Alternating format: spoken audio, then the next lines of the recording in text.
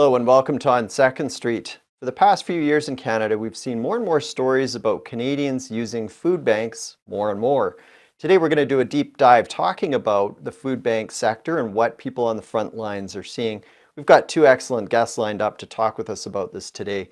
David Long is the CEO of the Greater Vancouver Food Bank, and Wendy Quarrington is coordinator with the Good Food Bank in Perth, Ontario.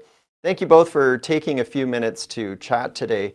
David, I'll start with you. There was a story that in Post Media earlier this year that talked about how an estimated 1 in 4 Canadians were expected to use a food bank come this fall.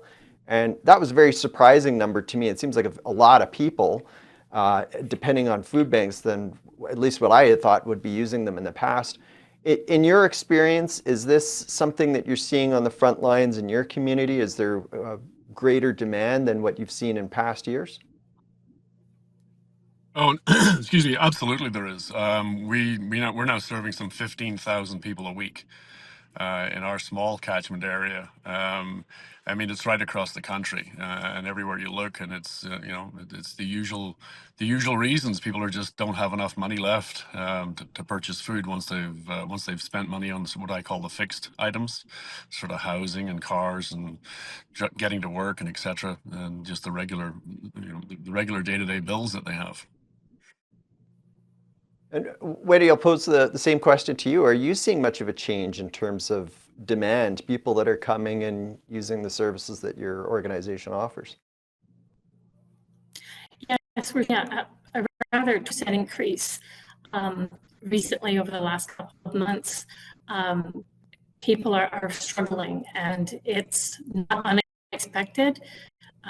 We have a broken system, and it's only going to escalate until we decide that we're going to correct and make changes.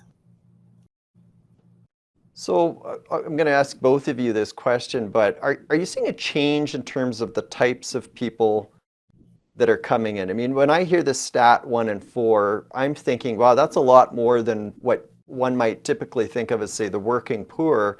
But that seems to starting to be getting into the middle class that would be depending on food banks. Is that right, David? Are you seeing a change in terms of, say, like the types of people that are depending on your services? Yes, we absolutely are. Over the last number of years, we've seen a trend towards more people working. I think probably 25% of the people that we support have full-time employment. They just cannot make ends meet. And the other surprising thing for people when they hear is that we actually have, retired professional people that have worked their whole lives. We have retired nurses, retired, from different walks of life, retired teachers, and they're struggling to survive once they've retired and actually looking to get back into the workforce. So in the meantime, they're sort of like, I can't afford this, I can't afford that, I need the food bank for help. Mm. And is it a case where they don't have the cash flow? Maybe their money is tied up in, say, their house or assets that they own, and they don't have the cash flow to pay for food? Or is it just that they just don't have access to any means possible to pay for basic necessities such as their food? It's a mixture of both. I mean, we have a lot of people that have rented their whole lives because they can't afford to buy a place, and Yeah. they're literally haven't put enough. I guess they didn't estimate what it would cost in retirement to actually retire, so they're kind of stuck out there looking for work. But as you get older, it's harder to find it's harder to find some of those jobs to get hired. Yeah. That's surprising to hear. You mentioned professional roles like teachers and nurses, and